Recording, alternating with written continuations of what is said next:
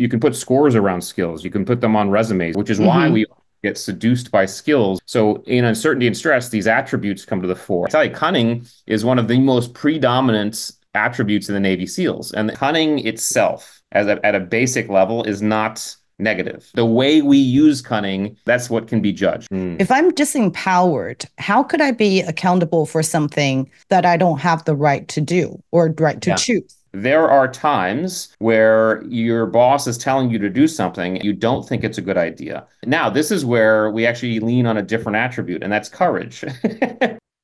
Hi, 大家好，我是 Sherry。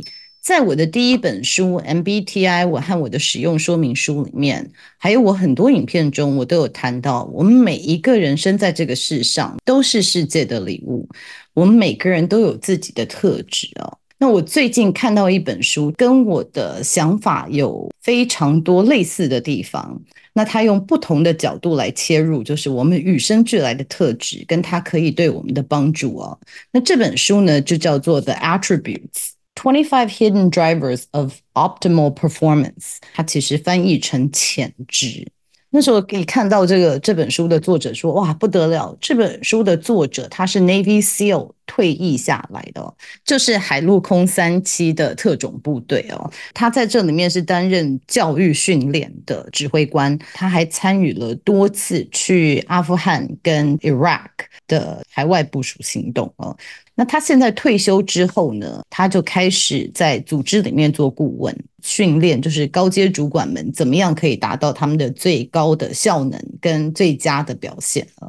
所以那时候看到他的背景的时候，就觉得哇，这本书好像真的看起来很硬，但我看完书以后有完全不同的想法。所以我希望大家不要因为看到这本书的名字对它却步，因为它里面真的讲到的是很多我们有哪些是与生俱来的特质。它跟 MBTI 说的一样，就是我们这些特质每一个人都有，只是有些人在哪些部分比较高，哪些部分比较低一些。那在这本书里面，他把这些特质都把它列出来了。所以透过看这本书，你可以理解你自己有哪些特质，然后有哪些是你可以开发的。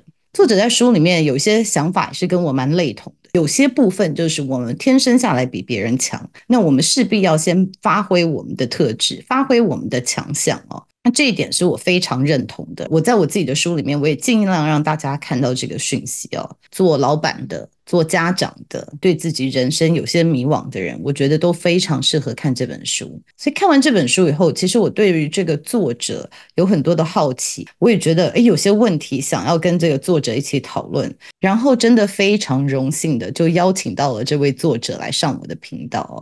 所以接下来呢，你就可以看到我刚刚跟他的访谈。其实我很久没有访问人这么紧张了，因为我看过 SEAL Team 他们的训练，所以对他真的是满满的尊敬哦，紧张到英文都讲不好了。那希望大家会喜欢接下来的影片，那我们就往下看吧。Hi, Mr. Diviney. It's so honored to have you on my show today. Can you talk a little bit about why you wanted to write this book? And what is the difference between attributes and personalities and, hidden potentials? What are the differences between those three? Yeah, it's a great question. I think the reason why I initially began to think about writing this book was just because when you go through the type of training and even the lifestyle of a Navy SEAL, which is some of the most difficult, operations and difficult jobs on the planet, you really get a very keen sense of who you are at your most raw. So when things are really at their worst, who's the person who shows up? And I began to get very fascinated with who that person is, not only in myself, but in my teammates, but also what were those ways that we could help others who didn't get a chance to go to SEAL training figure that out for themselves, because we all as human beings go through difficult times, and SEAL training is just one of millions of different contexts inside of which people really have to dig deep and find their true performance in these moments. So what I recognized was that when we are at our most raw, our performance doesn't necessarily come from these these tangible skills that we learn along the way of life. Things like, driving or riding a bike or in the military case, shooting a gun. Our performance really comes from these qualities, these attributes, things like patience, adaptability, situational awareness. Because when we are in situations where it is highly uncertain and the environment is unknown, it's very difficult to apply a known skill. We lean on these attributes, so I really got keyed in on figuring this out. And when I began, one of my jobs in the SEAL teams was to run SEAL training and selection. And one of the things that they asked me to do, my leadership asked me to do, was, hey, can you help us articulate why certain guys are making it through and why certain guys aren't making it through? And this is when I really began to dive deep on the distinction between the two. So that was really the impetus. And in doing so in the SEAL teams, after I did it there, I retired from the SEAL teams in 2017 after 21 years. And I began to work with businesses and organizations and realized that they were having the same problems articulating these qualities, it kind of leads to the second question. We hear things like personality or soft skills or things like that, and the distinction is actually quite stark. A skill is not inherent to our nature. We're taught or trained to do skills, things like typing or driving or riding a bike. Skills also direct our behavior. They tell us what to do in certain situations. So here's how and when to drive a car or ride a bike. And then, of course, because they're very easy to see, they're very easy to assess and measure, which is why we get seduced by skills when we're performance evaluating or we're hiring, because you can put scores around skills. You can put them on resumes. You can put statistics around skills. Like I said, though, skills don't tell us how we're going to show up in stress, challenge, and uncertainty. And so in uncertainty and stress, these attributes come to the fore. Attributes are the qualities, the things that tell us, they're inherent to our nature. So in other words, all of us are born with levels of situation awareness, patience, adaptability. Now, you can certainly develop these attributes over time and experience, but you can also see levels of these things in very small children, right? I mean, any of us who have or have experienced children will know and agree with me when I say that there are 1.5-year-olds who are patient and there are 1.5-year-olds who are impatient, right? So there's a nature-nurture element to attributes. Attributes don't direct our behavior. They inform our behavior. They tell us how we're going to show up to environment. So for example, my son's levels of perseverance and resilience informed the way he showed up when he was learning the skill of riding a bike, and he was falling off a dozen times doing so. And then finally, because they're difficult to see, they're very difficult to measure and assess. How do you measure someone's levels of adaptability or patience? But they show up the most visibly and viscerally during times of stress, challenge, and uncertainty. And the last point I'll make on this is that personality is really a combination of a bunch of things that make up a person's being, right? And it can be everything from ideology to beliefs to values to attributes to even some skills. But it's one of those things that kind of informs our behavior in normal environments. And so what I say about personality, and there are many very good personality tests out there. Those personality tests show us and tell us how we are in normal environments, because when the environment gets deeply uncertain and deeply complex and the plan goes out the window, typically personality goes out the window as well, right? We fall back on our raw selves. I always use my wife. My wife is a great example. She's a lovely, gregarious, bubbly person. When the what hits the fan, that all goes out the window, and she's running on attributes, and as we all are. And so I think these attributes, understanding these attributes, it helps us understand beneath what the personality is, and it helps explain who we are at our most raw. Right. And I think it's so great that your publisher in Mandarin Chinese has translated it. I don't know if you know the name of your book. It's 潜质, which is very similar to potential. The first character is the same. And 潜 literally means hidden or underneath.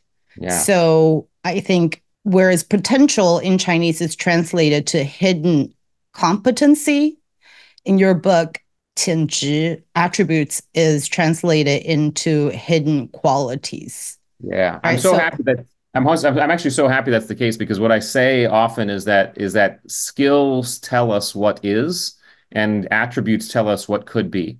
Right. Attributes highlight potential. When we see attributes, we're seeing potential in human beings. They have the qualities that we know what it's going to take to do the job. So a real quick story, and for the audience who obviously Navy SEALs are a maritime unit. They do a lot of stuff underwater. So being in the water and being competent in the water is a huge part of being a Navy SEAL. And I Right. remember an instructor telling me a story of a young kid showing up one day to SEAL training, and he walked into the instructor's offices and he said, "I want to be a Navy SEAL."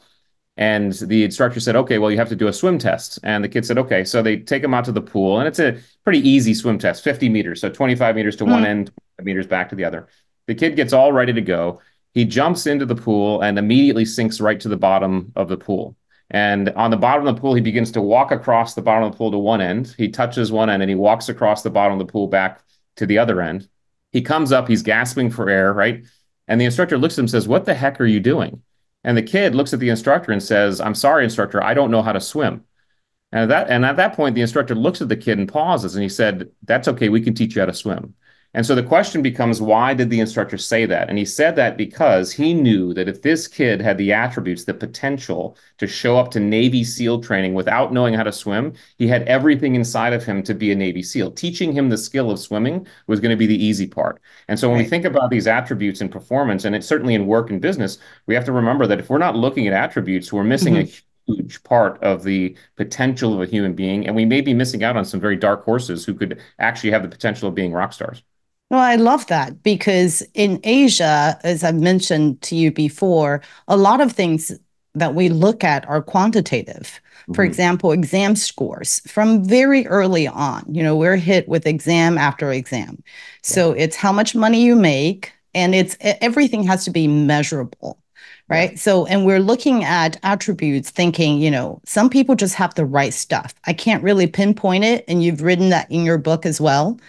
But if we can't tell that person, like you're not promoted because you don't have the right stuff, mhm, it's kind of cruel, as you yeah, also mentioned in your book. So I think in terms of fairness in Asian cultures, it's like we'll want to be fair.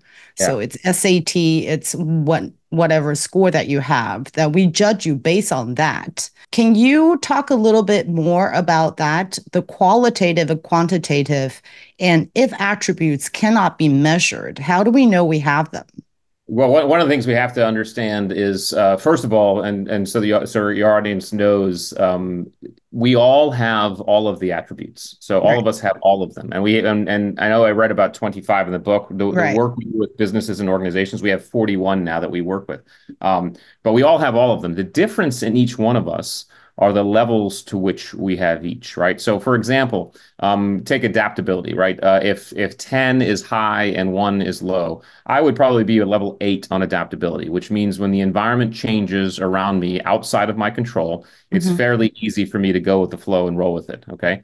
Someone else might be a level 3 on adaptability, which means when the same thing happens to them, it's difficult for them to go with the flow. There's friction there. They're still adaptable because all human beings are. It's just Right. harder, right? So, Right. so if we're kind of line up all these attributes on the wall like dimmer switches, all of us would have different dimmer switch settings, and that starts to speak to our performance. And so now, one of the things when it comes to qualitative versus quantitative, right? The way I always like to think about human beings is that we are all automobiles, kind of like the movie Cars, right? But I actually say that a lot in my yeah, yeah. speeches. Yeah. Yeah, I Yeah. mean, but the thing is, some of us are Jeeps, and some of us are Ferraris, and some of us are SUVs, and there's no judgment there because the Jeep can do things the Ferrari can't do, and the Ferrari can do things the Jeep can't do.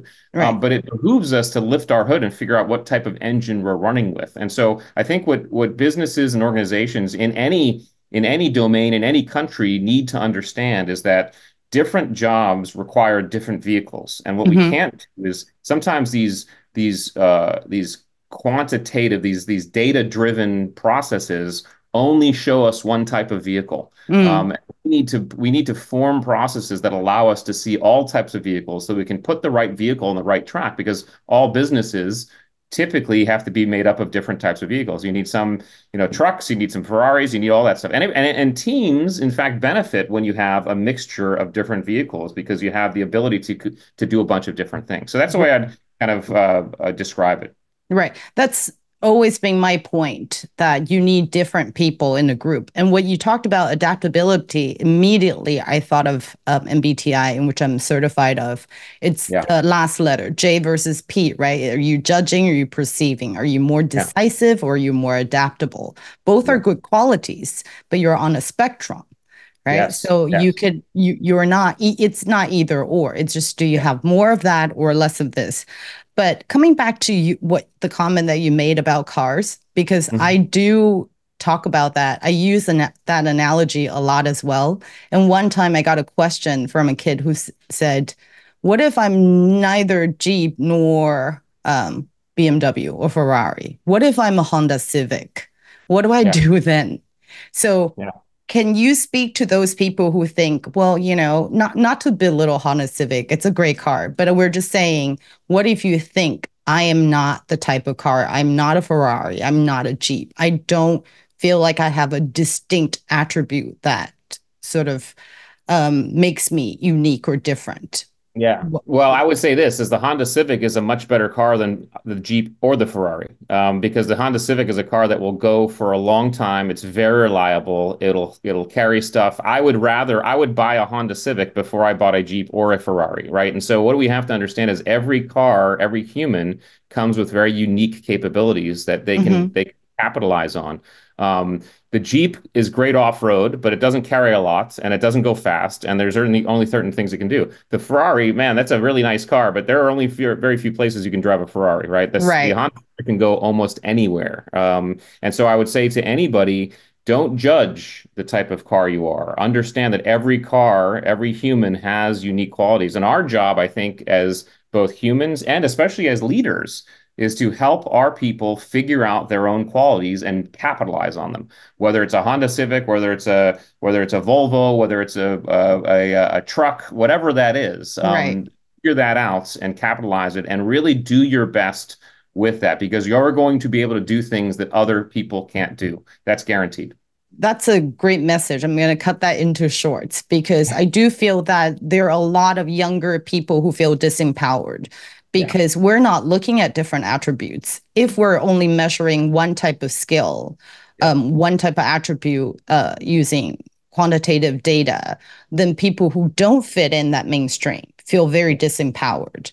I have a lot of pessimistic viewers who are saying, I'm just not good. I Yeah. am not accepted by society. And how do we get society to see these attributes as Yeah. also good when it's not measurable? And the other is when I promote MBTI as a way to get to know yourself more, right? Mhm. There is a clear preference in our society or in whatever culture you're in that they prefer certain attributes.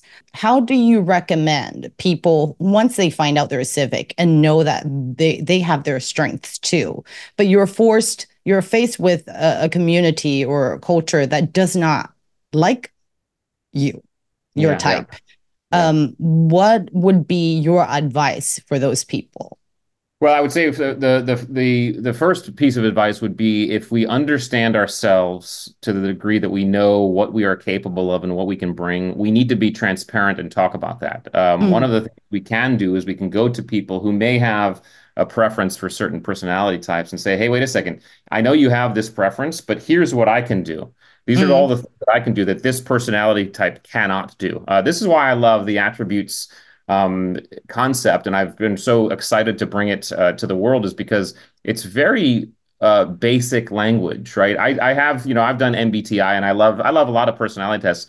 And the only problem I have with MBTI or even any personality test is oftentimes they give designations that are different types of language, whether you're an INTJ or a yellow blue for disc or emergent, whatever that is. And so if someone has not is not familiar with MBTI, you can't talk to them about that, right? right. However, the good thing about attributes is you can talk to anybody about attributes. You can go to anybody, regardless of what their background is, and say, hey, listen, I am high on decisiveness. I'm high on accountability. I'm high on patience. I'm lower on, say competitiveness. I'm lower on narcissism. I'm Mm-hmm. lower. on discernment. And this is what that combination brings to the table behaviorally. This is what I have to offer you. And it's language that anybody can talk about and anybody can understand. And even if someone reads the book and understands the language, perfectly, they can still go talk to someone who hasn't even read the book, and Mm-hmm. they will understand. So that's part one. And I think part two is as proponents of human potential, which you and I are. I feel one of our jobs is to get this type of content in front of businesses and business Mm-hmm. owners so that they can begin to see the power of looking at performance this way. This is why I love going into businesses and organizations, because and the Navy SEAL thing, of course, is a great in because Navy SEALs are very high performing teams. So they Of know course. I know what I'm talking about. So if the SEALs do this, then anybody can, right? But if more businesses and organizations and leaders understand the power of the diversity of attributes, they will literally build the highest performing teams they've ever seen, right? Versus just myopic teams that just do one thing. Right. No, you talked about business owners need to hear this. I actually thought parents need to hear this.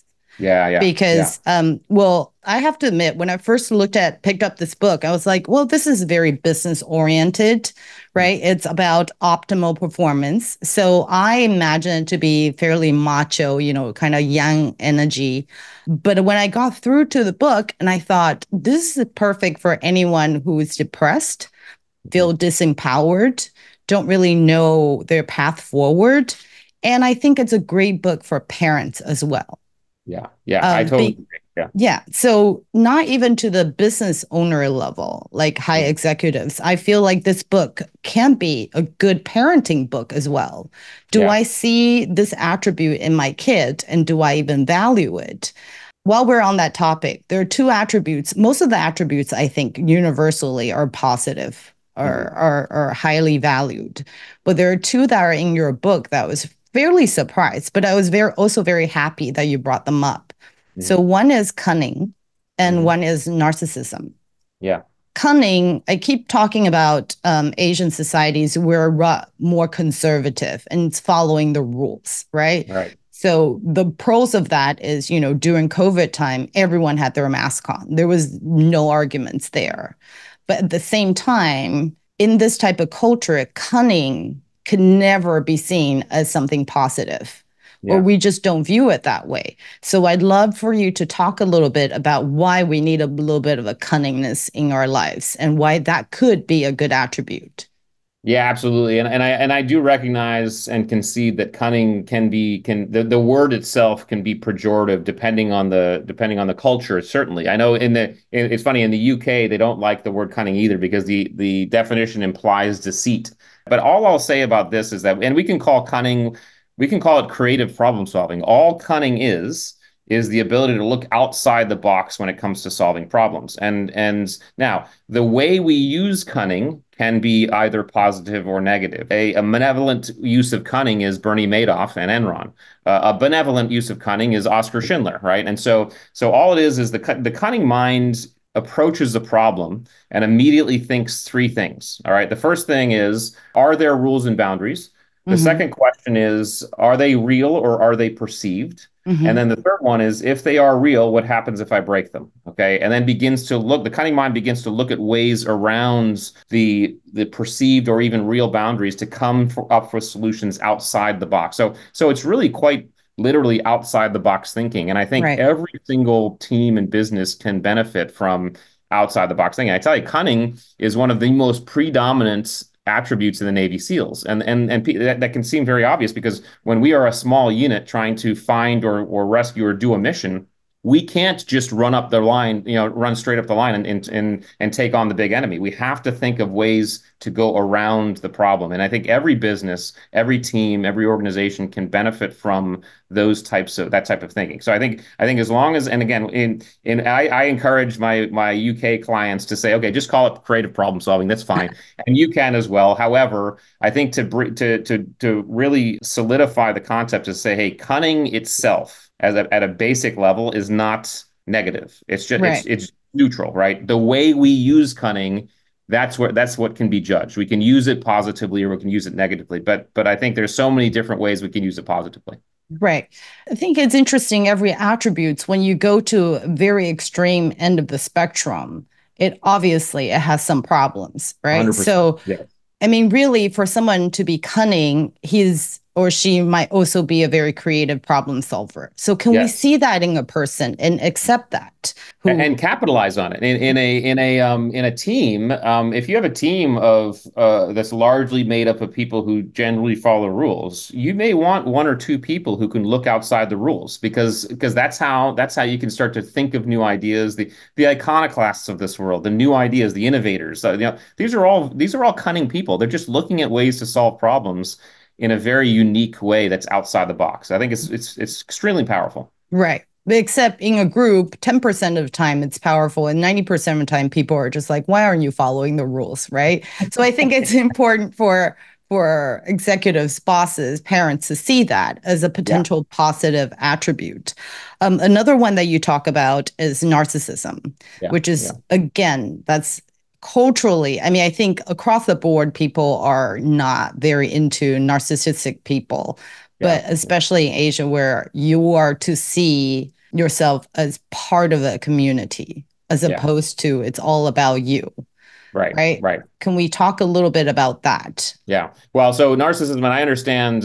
Even when I was putting the book together, and I was trying to decipher and research attributes, and specifically attributes that drive us as human beings. What are those attributes that make us driven to do something? And I was hung up the same way everybody else is about narcissism because I was thinking narcissistic personality disorder. And so what I did was I got a copy of the DSM-5, which is the psych Bible. It has all the psych Mm-hmm. disorders in there, and it has a few pages on narcissism. And when you go to that book and you go to the pages on narcissism, there's 9 criteria that you can read. And the physician is supposed to read through those 9 things. And if the physician can answer yes to 5 or more when it comes to the patient, then the physician can consider that patient disordered. Okay. Mm-hmm. But the thing is, first of all, there's only about 6% of the population who has the disorder. Okay. And then what I did is I actually read through those 9 things, and I'm happy to say that I couldn't say yes to 5 or more. Okay. But I also was not innocent of everything that I was reading. In other words, I'd read certain things like, well, sometimes I feel this way, sometimes I Mm-hmm. feel that way. So I backed it up a little bit. I said, okay, well, why did I become a Navy SEAL in the first place? I was 22 years old. It was the mid 90s. There wasn't really anything going on. I was certainly a patriot and I wanted to serve my country, but Right. ultimately, when I was honest with myself, one of the big reasons was because I wanted to do something that very few people could do. I wanted to see if I could do something very few people could do. And just for your audience, just so they know, 90% of the people who try to be Navy SEALs never make it. There's a 90% attrition rate. So I said to And myself, okay, well, these are already top talents in the yes, these military are, who yes. tried it. Yeah. That's right. Yeah. And so then I went to my Navy SEAL buddies and I asked them the same question. Why did they become Navy SEALs? And they basically told me the same thing. So yeah, of course I was a patriot, but I wanted to see if I could do something very special. So then I looked up the very general definition of narcissism. So narcissism in general, generalized narcissism. And the basic definition of narcissism is the desire to stand out, be recognized, and be adored, be made feel special, right? Mm-hmm. And what I recognize and what I realize is every single human being on the planet at some point in their lives wants to feel special, feel recognized, be adored, all that stuff. It's a very elemental human response. Okay. Mm-hmm. So the idea is that every single human being has an element of narcissism in them, at least generalized narcissism.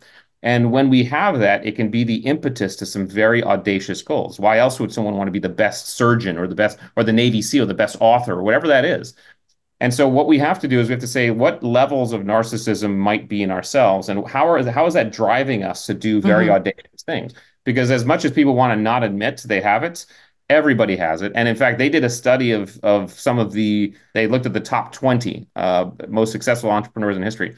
And every single one of them came up high on narcissism. Okay. So even in the entrepreneurial sense, narcissism is an integral quality for a successful entrepreneur. The question becomes how do we metabolize it and manage it in a healthy way? And the way we Mm-hmm. do that is we look at the people we surround ourselves with. So, for example, the disordered narcissist will surround themselves with people who always tell them what they want to hear, people who bend the knee, people who put them on a pedestal, sycophants, right? Right. Um, And what's interesting about those groups is they're very transient. In other words, you can't be a sycophant forever. So at some point, a person will leave that group. Okay, as soon as that person leaves the group, that person becomes enemy number one to that narcissist. That's how it works. Mm-hmm. So the way we actually metabolize our narcissism in a healthy way is we surround ourselves with people who don't tell us what we want to hear, who don't put us on the pedestal, who keep us humble, who keep us honest, who ground us. This was Mm-hmm. my teammates in the SEAL team. This is my wife. We've been married 23 years. We do it for each other, right? This is how we metabolize our narcissism in a very healthy way. We make sure the people around us are keeping us grounded, and we drive for those goals. So I think let's not be afraid of narcissism. Let's figure out where we stand and let's Mm-hmm. use it to our advantage. Well, first of all, I love that you put that in the book because it's hard to admit to ourselves Yeah. that I'm a little bit narcissistic, but it's true. Everybody has it. And the example, I laugh when you talked about you and your wife because I love the story you wrote in your book where you couldn't find the diaper Yeah. wiper. Yeah. And she Wow. said, that's why you can't find bin Laden. I thought that was hilarious. And it was, it really does resonate. Yeah. You think you might be really great in Hmm. one area of your life, but you still need someone to hold you accountable Yeah. for the other ones. So speaking of accountability, that's another attribute that I did want to talk about. Yeah. My latest video is about how people should prepare for their interviews and Hmm. being accountable for researching and understanding a bit about the organization before you go in is something that I talked about in my video. And I was very surprised to see a lot of negative feedback about, the bosses don't want that. You're Hmm. talking about more of a westernized companies, but here, I don't think people want us to have ideas or Hmm. our own thoughts, right? So Right. it was 50-50. 50% of people were like, yes, we appreciate your advice. It was very helpful.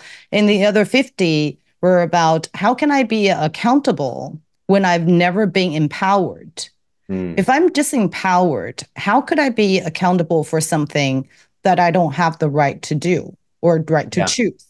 The example you talked about in the book, it's about if Yeah. your boss tells you something and you go tell your team and you say, "Oh, it's my boss's idea, it's not mine," right? Yeah. So that person, that middle manager, is not being accountable, like Right. Right. low on accountability.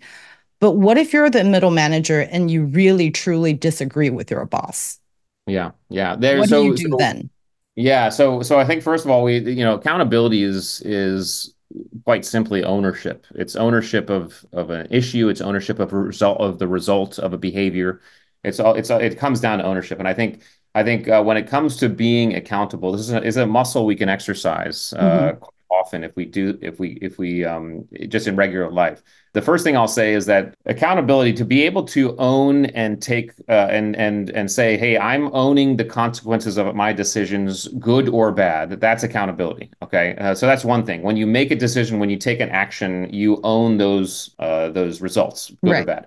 Um, when it comes to leadership, okay, that is an extraordinarily. There's a reason why accountability is a leadership attribute because it's an extraordinarily powerful quality. Well, first I'll say this. When it comes to leadership, we don't, as individuals, get to call ourselves leaders, right? I love That's that. yeah, that's like calling ourselves good looking or funny, right? Other people decide whether or not we are someone they want to follow. We can self-designate, well, I'm in charge, right? But being in charge and being a leader are two separate things. So being a leader involves other people saying, this is someone I want to follow. And those come from behaviors. And one of those behaviors is accountability, is ownership. And so in the example in the book, I talk about an officer who was putting through a process to figure out levels of accountability. And in this case, I won't go through the entire story, but in this case, what was happening is as the commander, when I was telling him he needed to do something, he would go into his team and say, well, the boss is telling us that we need to do this, right? And then when the team was having issues, he'd come back to me and say, hey, the team is telling me that that we can't do this, right? So what he was doing was pushing off all accountability. He was being the middleman, right? And that's not what we want in leaders. We need leaders to own what their team or their boss is telling us. Now, there's a couple of reasons for that. Is because if I decide whether I agree with my boss or not, if I decide I'm going to own what my boss Mm, is, it forces me to look at that from a whole different perspective and talk about it in a way. Okay, now I need to truly understand what my boss is telling me to do, so I may own it. I need to truly understand what my people are telling me to do, so I can own it. Right. So that's accountability. But I do think the point you bring up is a good one in the sense that there are times where your boss is telling you to do something and you don't agree with it. You don't think it's a good idea. Now, this is where we actually lean on a different attribute, and that's courage. Because at that point, we have to ask ourselves, okay, what am I going to do here? Am I going to step into my discomfort and fear and disagree or put up or at least put up a protest of some sort? Or am I going to fold or whatever? Or am I going to approach it a different way? I might be able to go and say, are there different ways we can accomplish the same task? And it's not disagreeable to me. But honestly, those are very tough leadership decisions. And I remember even in the military, I was given orders to do something and I did not agree with those orders. They weren't orders that I was willing to do. And that was when I had to step up and say, I'm not going to do it. And fortunately, there were a couple of cases where I was for that. Fortunately, I had in most cases great leaders who saw my points, my optic, and agreed with me. But the only way they saw my optic was I was able to articulate my optic, and the only way I was able to articulate my optic was to own what they were telling me to do. Right. So you own it first. Okay. The last thing I'll say on accountability for anybody, regardless of what level you're at in a team, an organization, is that accountability is a way to take control. Okay. The person who's unaccountable, especially the leader, is always the person pointing fingers and blaming other people, right? As soon as you point a finger and blame someone else, you cede control. You put yourself in the back of the car and you're just along for the ride, right? And so taking accountability allows you to get in that driver's seat and say, okay, I am now in control of this and I'm steering this vehicle. There were times where I would deliberately take accountability for a situation that I didn't even create. I mean, I didn't even, it just happened, but I did so very deliberately so that I could take control and make something happen. Okay. So I think we can all look at accountability as a muscle we can exercise, and we can use it as an element, as a way we can actually get in that driver's seat and begin steering the vehicle versus being in the back seat. Because again, I'll say it again, pointing fingers puts you out of control. You are basically allowing anybody else to take the steering wheel and you're along for the ride. And that's not very empowering at all. Right. So this particular part, I think it's very helpful for people who are not looking for, business-oriented, optimal performance type of book. I think points like this, and there are many more in the book, it's great for personal development. It's really understanding how you can empower yourself. Yes. Right. To take control of your lives. Because I can't tell you how often I go to an organization and I'd hear people say, but I don't want to do this, but I can't speak up because my boss would definitely fire me. But then I have a family to support.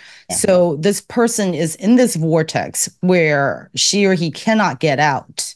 Right. I am constantly doing things that I don't believe in, but there are no options for me to get out. But I still carry all these responsibilities. And I realize people who are in that vortex, they become very bitter, pessimistic, and they really do lash out. Yeah. But how can we empower them when the outside, when the environment, right? When their culture and community is in that way that just disagrees with them. So what I try to do, obviously, is bring this to light so that we can all be more accepting of different attributes and be more open-minded, right? This is another that you talk about. To hear others out. But otherwise, it becomes a very toxic culture, which unfortunately is, it's happening everywhere in the world right now, right? You're forced to pick a side, right? It becomes very polarized. I think both of us in our books are trying to say they are qualities that you are born with. I mean, I have 3 kids, so I agree with you. Like right off the bat, even as babies, they have different attributes. Yeah. I struggle with that a little bit when I talk to people about it. And when I talk about MBTI, is that you are more than your attributes. You're more than your gift. You can develop. Yes. Right. your Yes. blind spots, right? You can develop the attributes that you don't have. Can you talk a little bit about that? The first thing I'll say is there's no attribute you don't have. You're just low on it. Okay. We everybody's courageous, everybody's adaptable. It just depends on how courageous, how adaptable you are. So that's number one, is know that you already have it. You just might be low on it. Okay. You can certainly develop an attribute you're low on. It takes three things. First thing it takes is an understanding that you're low on it. I need to know that I'm low on it. Second thing is a willingness and a motivation to develop it. In other words, the reason why I say that is because just because you're low on an attribute doesn't mean you have to develop it. In fact, developing that attribute may be detrimental to whatever niche you're in. I always kind of joke that the stand-up comic with too much empathy is going to be a lousy stand-up comic, right? So the stand-up may not want to develop their empathy, his or her empathy. So you have to be wary of that. This is where we come to our very unique qualities. If I'm a Jeep, okay, I don't need to develop my speed. Okay, I want to develop my off-road capability. Developing my speed is going to be detrimental to my ability to be a Jeep. So number one, know you're low. Number two, you're motivated to develop it. Number three is the most important part. You have to go find and seek out environments inside of which you can develop that attribute, whatever that looks like for you. So if you are low on patience, for example, and you want to develop your patience, you have to go find environments that tease and test your patience, right? And that might look different for different people, right? I always say kind of it could be I'm gonna go deliberately drive in traffic, or I'm gonna pick the longest line at the grocery store to stand. I always say having kids will develop patience, right? But any attribute can be developed that way. But you need to look at those three criteria. So I think first thing is understand I have all of them.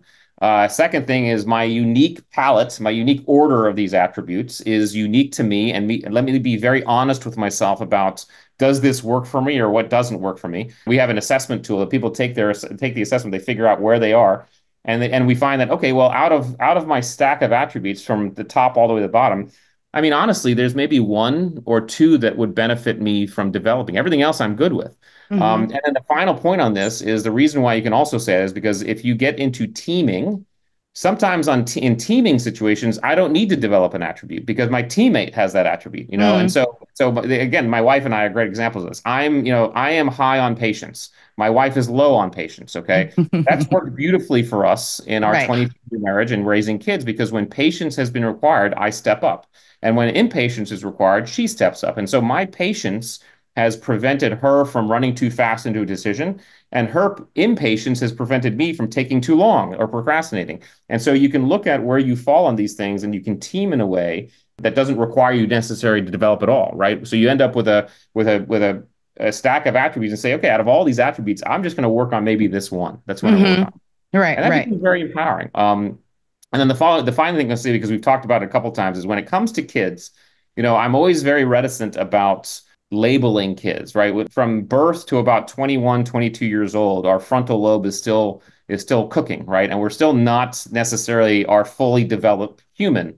And so what I don't do, or what I hesitate to do is tell kids where they stand on these attributes, because they're still developing that. They're still figuring it out, okay?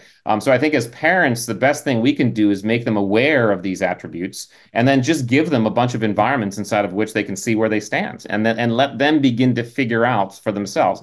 Now, of course, as parents, you and I both know, we can see things in our kids like, okay, I see that in my child, right? But we don't have to capitalize on that. We don't have to label them right away. We can let it sit, let it simmer. So I think for kids, making kids aware of these attributes, giving them some good tools and habits of introspection, giving them the ability to look inside themselves and ask them questions about their own behavior, and then bring them and then throw as many different environments in front of them as possible. Give them experience in different things just so they can test it and tease it out. And I think that's the best thing we can do for kids who are still growing. That is a wonderful advice, especially for some of the parents I know. It's interesting because I was talking to a friend of mine who's a parent who has a kid who's getting ready for an entrance exam, high school or college entrance exam. And she said, well, I'm not asking him to do any household chores right now because he needs to focus on his studies. Right. Right. So I hear that a lot from parents. But what you're really saying is kids need to develop their attributes. And only when you're in different situations can you really know what your hidden potentials, right? Your hidden attributes are. And you talked about that. Obviously, a lot of times you have to be in harsh environments or in uncertainty before you know you have that potential. It's kind of like that X-Men, the Yeah. Phoenix Yeah. character, right? That's You right. don't know until things happen. And I completely agree with you. I don't think parents should have kids do their MBTI assessment until much later, like Yeah. when Yeah. they're adults, because it's so easy to label your kids, and Yeah. we don't want them to have identity foreclosure, right? That's right. Yeah. Yeah. Absolutely.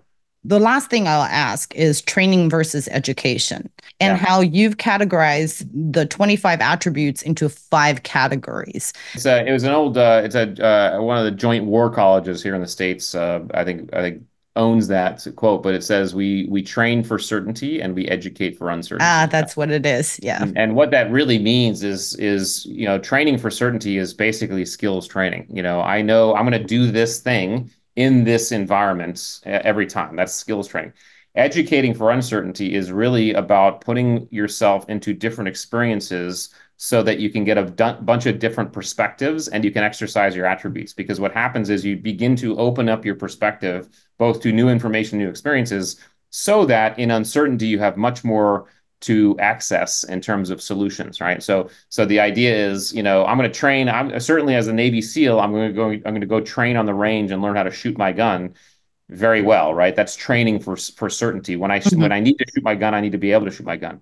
Educating for uncertainty means now I'm going to go maybe to a foreign country in an environment and meet with a different foreign unit or meet with an embassy or talk to some people, because now I'm experiencing different things that allow me to put different perspectives on my in my brain. And so when I get into uncertain environments, I begin to be able to figure it out faster. People think that in uncertainty, our first job is to act. But actually, that's not. Our first job is to understand, right? We have to understand before we act. And the more education, the more perspective you can build and grow, the faster you'll be able to understand, because you'll just have your view will go from myopic to full. This is also why we want to build diverse teams, because the more diverse perspectives we have on a team, the less myopic your viewpoint is from that team. If you have a nice diverse team, you have a really wide arc inside of which you can figure this out. So that's one thing. And then when it comes to the categories, the categories were I created the categories because what was happening was I wanted to bin the attributes in smaller chunks. And as I began to think about how these attributes bins, the categories became a little bit more predominant in terms of what are those attributes that create or cause this category of behavior, right? So grit is a great example, because grit is often confused as an attribute itself. People talk about grit as a singular thing. But we know grit is not a singular thing. It's a combination of things. And I'm not sure if you've read Angela Duckworth's book called Grit, right? She basically says the same thing. It's a combination of things kind of blended and catalyzed and stewed together that creates the result of grit. So the attributes that kind of bend nicely into what creates grit were courage, adaptability, perseverance, and resilience. And then, of course, mental acuity. That those are the attributes that speak to the way our brain processes the world. The drive category. What are the attributes that speak to the driven? What causes with a driven person? What causes people to have drive? Leadership. What are the attributes that generally people look at and say that's a leader I want to follow? And then, of course, team ability, which team ability is, I don't think it's a made up word. I think the Navy SEALs made it up, and it just means the ability to work on teams. But just like being a leader, being a teammate, you don't get to decide whether you're a great teammate. Your teammates decide whether you're a great teammate. That's based on these behaviors. And then, of course, with 41 attributes, now we have 9 categories. So we actually expanded that list. And what I will say is those categories and the attributes in those categories aren't exclusive. In other words, I could make a good argument for courage being a leadership attribute. Right. I was thinking that. Yeah. So they can cross context. I think that what the categories allow us to do is kind of bin them in known and typical environments so that we can understand them, understand how they work a little bit better. But they're certainly not exclusive to those categories. Right. I know I said that was the last question, but something just came up. Can Sure, I yeah, squeeze in one more? of course. We talked about you're unique. You have your unique palette, right? So you Yeah. don't have to develop all of the attributes. But at the same time, I wonder if I'm constantly in a social group, I am the one who has to be courageous. I'm the one asking questions, Mhm. I'm the one taking the hit, and that becomes my role or Mhm. my identity, Yeah. right? So then it would create role lock in a group where I always have to be the one making decisions. And is Yeah. that going to hinder other people's growth? Well, I think the generalized answer is yes, it might. However, you have to look at the context of a team, right? In a team of friends, it probably is not going to matter much. I mean, in a friend group, you might be the one, hey, I'm going to be the one who's always pushing us to do things we don't want to do, asking the questions. That's more of a fun thing. There's no role lock, I think, in friend groups. In a business or team, where you are a leader, for example, and you want to develop that team, yes, you have to be careful about Mhm. someone taking on the role all the time, because what you want to do is you want to develop a team that can operate independently of each other, but it can also grow beyond just one person. You never want a team to be reliant on just one person. So you want to develop. So in the SEAL teams, this is, and we'll just use a skills example, right? In a SEAL team, we don't have just one sniper. We have a sniper, and we have to take two or three backup snipers. We don't have just one explosives person. We have a explosives guy, main explosives guy. We have a couple backup explosives guys, right? And then all of us as SEALs know a little bit about sniping, and we know a little bit about explosives. So there's a cross pollination that's required in teams, and I think the same thing goes with attributes. You definitely want to put forth the person who's probably the most predominant on those attributes to step Mhm. up when it's time to step up. But you always want to, especially in a business or team, especially as a leader, create an environment where you're allowing other people to exercise those attributes as well. So that you can, in fact, move and shake and operate if and when, as all teams do, they change and the personnel shift out and things like that. So that's how I describe that. And I think we all have to be very careful if I'm just using one particular attribute all the Yeah, time, right? yeah, That yeah, could be potentially detrimental for our health. I talked to you a little bit about yeah. compartmentalization. One of the reasons why I found out was in my early 40s that I've become sort of disconnected to my feelings. Mm, So I'm able to run on, my more logical mind mhm. where, put your emotions aside. We have to get stuff done first. But in my early mid 40s, I realized there are certain things. I mean, I clearly should have emotions, but I don't feel it until way later. Yeah, yeah, Right. that's right. So, Yeah, and that's one thing I did want to bring up and maybe also sort of remind people, yeah, right? If you are sort of holding on to one attribute or that yeah, becomes part of your identity or how you see yourself all the time, yeah, that could yeah. be potentially problematic. It But could be, and I would say when it comes to certainly compartmentalization, it applies to emotional compartmentalization as well as external compartmentalization. When we talk about compartmentalization as an attribute, most of the time we're talking about just the ability to focus in on something and block out everything else, and that could be right. just focus on a task and block out everything else. But it can sometimes involve emotion. When it does involve emotion, another attribute comes into play, and that's empathy. Hmm. And so what we have to do is if we find ourselves, because I'm the same way. In fact, most military, certainly I'm SEALs are. sure. Yeah. Right? I've had to work on my empathy. I deliberately work on my empathy, and I have since I met my wife. She's very empathetic, so I know that there's power, especially as a leader. You want to be able to have empathy, and so Right. so part of that work, if you're someone who's high on compartmentalization, and you find yourself compartmentalizing feelings more often than you probably should, you may be a little bit lower on empathy, and you Hmm. may want to say, you know what, I need to deliberately work on empathy and start thinking about and work on my feelings, as well as emotional intelligence, which is another attribute we talk about in the 41 range, right? Mm, So it's always what's interesting is it's never just it's very rarely just one attribute. There's right. oftentimes our behavior is a combination of a couple different attributes, and we just have to understand, okay, what is this telling me about the attributes that I'm actually using or not using in this particular environment? That's Thank you. Thank you so much. No, that was very helpful. And I want to really thank you for being on the show. And I think we talked a lot about a lot of points that I like to bring up in companies and around my friends about parenting. And I think your book actually, it's rarely to find a book. I think it crosses both groups where I can recommend to business leaders, but I also love to recommend this to parents for their own personal development. This is a great book that I highly recommend to everybody. Okay. Well, I'm so grateful to be able to meet you and be on the show. I'm super excited that the book is out there in Asia. I've really never spent a lot of time out there. I've always wanted to get out there. So if the book gets really big, then that'll be an excuse to get out there.